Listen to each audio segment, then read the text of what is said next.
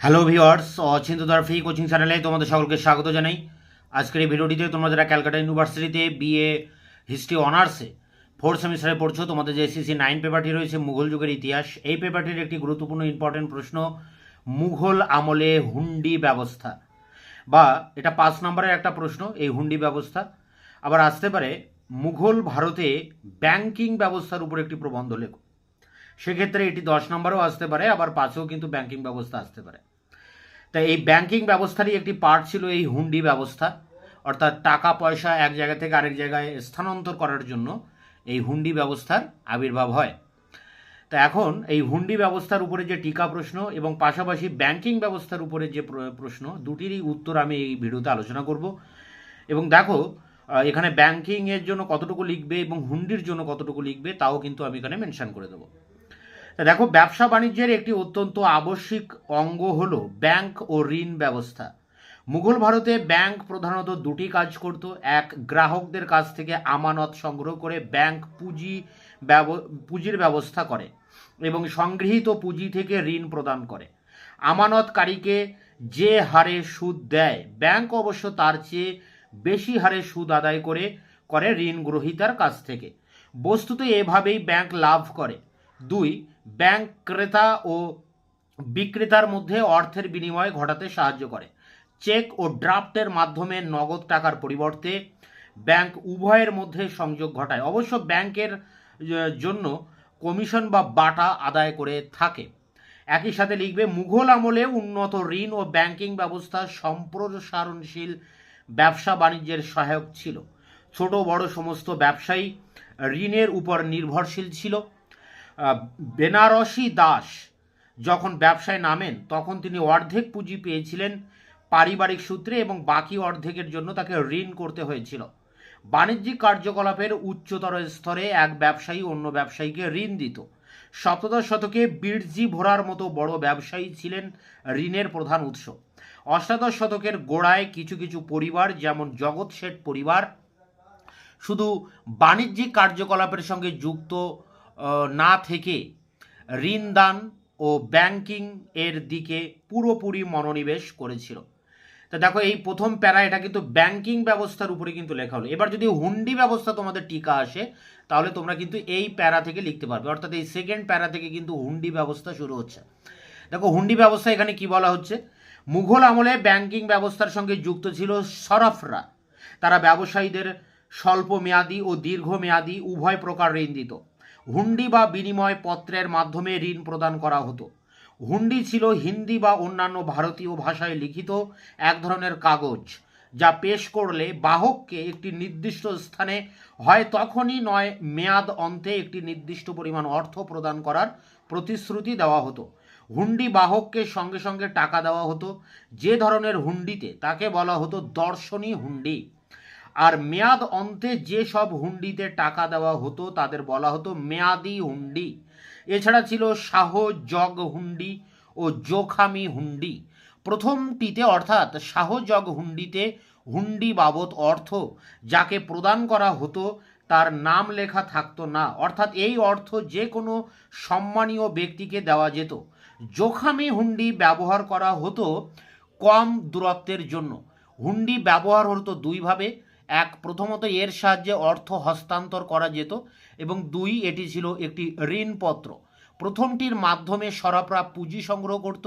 একজন ব্যবসায়ী যদি এক জায়গা থেকে অন্য জায়গায় টাকা পাঠাতে চাইতো তাহলে সে নগদ টাকার বিনিময়ে সরাফের কাছ থেকে হুন্ডি সংগ্রহ বা ক্রয় করতে পারত। এভাবে সে নগদ টাকা বহন করার ঝুঁকি থেকে অব্যাহতি পেত। এই পরিষেবার জন্য সরাফরা সামান্য কিছু অর্থ পেত। ইংরেজ ও ওলন্দাজ বণিকরাও হুন্ডির সাহায্যে তাদের পুঁজি বা অর্থ পাঠাতো। আবার হুন্ডি মারফত সরকারি টাকা কোষাগার থেকে রাজ্যের বিভিন্ন অঞ্চলে পাঠানো হতো। ষোড়শ শতকে সম্রাট আকবর এইভাবে 3 লক্ষ টাকা দাক্ষিণাত্যে মুঘল বাহিনীকে পাঠিয়েছিলেন। সপ্তদশ শতকে বাংলার রাজস্ব এইভাবে আগ্রায় পাঠানো হতো। অষ্টাদশ শতকের মধ্যভাগে জগৎ শেঠরা হুন্ডির মাধ্যমে মুঘল দরবারে টাকা পাঠাতেন। প্রয়োজনে হুন্ডি বিক্রি করা যেত, আগ্রা ও সুরাটের মতো বড় শহরে শরাবদের প্রাধান্যের কারণ ছিল টাকশাল ও মূল্যবান ধাতু পিণ্ড বাজারের সহাবস্থান। এরপরে দেখো পরের প্যারা, আধুনিক ব্যাংকের মতো এই কাজের বিনিময় হারের একটা অংশ তারা বাট্টা হিসাবে নিত। মাল পাঠানোর দূরত্বের উপর এই বিনিময় হার নির্ভর করত। কম দূরত্বের জন্য পাঠানোর জন্য কম হার হতো, দূরত্ব বেশি হলে হার বৃদ্ধি পেত। হুন্ডি ভারতের বাইরে ভাঙালে তার হার ছিল খুব বেশি। জগদীশ নারায়ণ সরকার লিখেছেন, অষ্টাদশ শতকে বলদের গাড়িতে করে বাংলার রাজস্ব দিল্লি পাঠানোর পরিবর্তে জগৎ শেঠরা হুন্ডি ব্যবহৃত হতে থাকে। জগৎ শেঠের হুন্ডি ব্যবহৃত হতে থাকে। মুঘল যুগে 4 ধরনের হুন্ডি ছিল: দর্শনী হুন্ডি, আর ছিল মিতি হুন্ডি, শাহ জগ হুন্ডি, জোখামি হুন্ডি। আবার ব্যাংকিং ব্যবস্থা গড়ে তোলায় উৎসাহ দিতেন। তার সময় ব্যাংক ব্যবস্থার প্রসার ঘটেছিল জাহাঙ্গীরের অধীনে। ব্যাংকগুলির উপর সরকারের কঠোর নিয়ন্ত্রণ ছিল না। বিমার ব্যবসাও বেড়েছিল। ব্যাংকিং ব্যবস্থার সাথে সরাফরা বিমা ব্যবস্থার সাথে যুক্ত হতো। সুজন রায় ভান্ডারী মনে করেন, মুঘল আমলে সংগঠিত বিমা ব্যবস্থা চালু থাকায় বণিকরা মাল লেনদেনের পথের ঝুঁকি সামাল দিতে পারত। জাহাঙ্গীরের সময় ব্যাংকের বিখ্যাত মালিক ছিল বিরজি ভোরা। করমণ্ডল উপকূলের মালয় ও মালাবারের শেঠরা, অধিকাংশ নীল ব্যবসায়ীরা ছিলেন ব্যাংকের মালিক। নীল ব্যবসায়ীরা হুন্ডির প্রয়োজনীয়তার কথা ভেবে দেশের বিভিন্ন স্থানে বাণিজ্যিক কেন্দ্রে তাদের ব্যাংকের শাখা প্রতিষ্ঠা করেন। পরবর্তীকালে এই ব্যাংকগুলি নীলকোঠি নামে পরিচিত হয়। মুঘলদের অধিকাংশ ব্যাংক ব্যবস্থা কোঠি নামে পরিচিতি লাভ করে। তো এই দুটো প্যারা তোমরা হুন্ডির জন্য লিখবে। আর যদি ব্যাংকিং ব্যবস্থার উপরে বড় 10 নম্বরের প্রশ্ন হয় তখন কিন্তু আর একটি প্যারা লিখবে, এবং এই প্যারাতে জগৎ শেঠের উপরেও লেখা হয়েছে। দেখো, জগৎ শেঠও কিন্তু একটা টিকা প্রশ্ন হতে পারে, তা সেজন্য এই শেষ প্যারাটি কিন্তু জগৎ শেঠের উপরে লেখা হয়েছে। তোমরা এই প্যারাটা জগৎ শেঠের প্যারা হিসেবে ধরবে। দেখো এখানে কি বলা হচ্ছে জগৎ শেঠের উপরে। ঔরঙ্গজেবের রাজত্বকালে একজন ধনী ব্যবসায়ী ছিলেন মানিক চাঁদ। তিনি ব্যাংকার হিসেবে এত বিখ্যাত ছিলেন যে ঔরঙ্গজেব তার কাজে সন্তুষ্ট হয়ে তাকে শেঠ উপাধিতে ভূষিত করেছিলেন। শেঠ মানিক চাঁদের পরিবারের সবাই ব্যাংকার ছিলেন। বাংলায় স্বাধীন নবাবী প্রতিষ্ঠার সঙ্গে সঙ্গে শেঠ পরিবারের উন্নতির সূচনা হয়। 1722 খ্রিস্টাব্দে বাদশাহ মোহাম্মদ শাহ শেঠ পরিবারের কাজকর্মে সন্তুষ্ট হয়ে মানিক চাঁদের পালিত পুত্র ফতেহ চাঁদকে জগৎ শেঠ উপাধি দেন।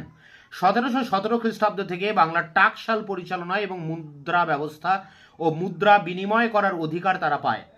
অধুনা স্টেট ব্যাংক যে কাজ করে, শেঠ পরিবার মোটামুটি সেই কাজ করত। জমিদাররা শেঠ পরিবারের গদিতে রাজস্ব জমা দিত।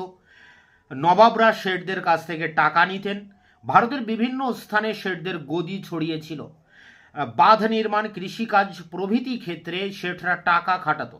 1750 খ্রিস্টাব্দের পরবর্তীকালে শেঠদের মূলধন ছিল প্রায় 700 কোটি টাকা।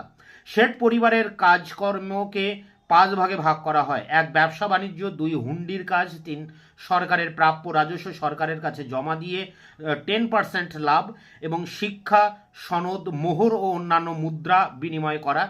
5 ইংরেজি, ফরাসি, ডাচদের বাণিজ্যের জন্য সুদের টাকা দাদন দেওয়া। নবাব মীর কাসিমের সময় শেঠদের অবস্থা ভালো ছিল না। মীর কাসিম শেঠ পরিবারের 2 ভ্রাতাকে হত্যা করেন। কলকাতায় টাকশাল স্থাপিত হলে মুদ্রা ব্যবস্থার উপর শেঠদের একচেটিয়া নিয়ন্ত্রণ লোপ পায়। ওয়ারেন হেস্টিংস মুর্শিদাবাদের টাকশাল বন্ধ করে দিলে শেঠদের প্রভূত ক্ষতি হয়। ভারতের অন্যান্য অঞ্চলে শেঠদের কুঠিগুলি রাজনৈতিক গোলযোগের ফলে বন্ধ হয়ে যায়।